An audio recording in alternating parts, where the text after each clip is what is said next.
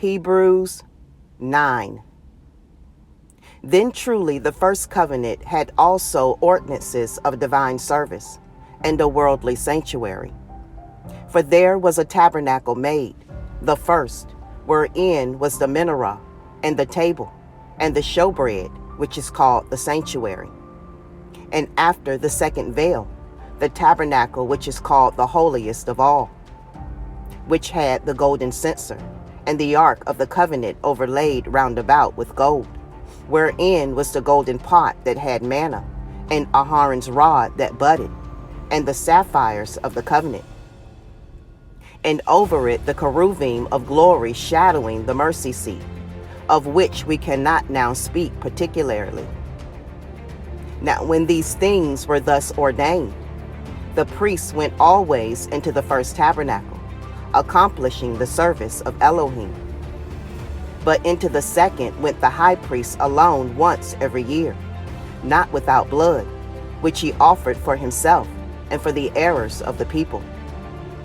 The Ruach HaKodesh, this signifying that the way into the holiest of all was not yet made manifest, while as the first tabernacle was yet standing, which was a figure for the time then present, in which were offered both gifts and sacrifices, that could not make him that did the service perfect, as pertaining to the conscience, which stood only in foods and drinks, and diverse washings, and cardinal ordinances imposed on them until the time of restoration.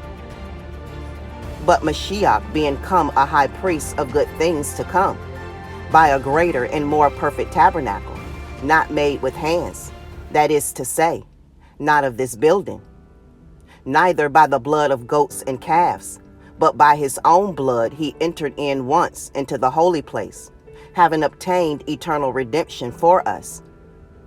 For if the blood of bulls and of goats, and the ashes of a heifer sprinkling the unclean, sanctifies to the purifying of the flesh, how much more shall the blood of Mashiach, who through the eternal Ruach offered himself without spot to Elohim, purge your conscience from dead works to serve the living Elohim.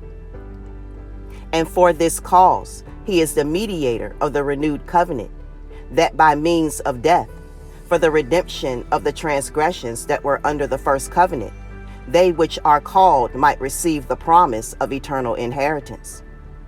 For where a testament is, there must also of necessity be the death of the testator. For a testament is of force after men are dead. Otherwise it is of no strength at all while the testator lives. Whereupon neither the first covenant was dedicated without blood. For when Moshe had spoken every precept to all the people according to the Torah, he took the blood of calves and of goats with water and scarlet wool and hyssop, and sprinkled both the CEPHER and all the people, saying, This is the blood of the covenant which Elohim has enjoined to you.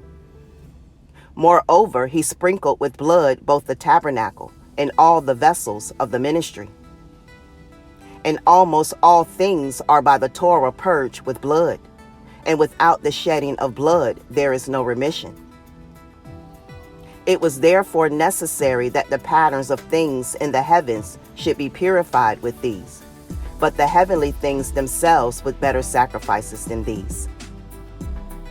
For Mashiach is not entered into the holy places made with hands, which are the figures of the true, but into heaven itself, now to appear in the presence of Elohim for us.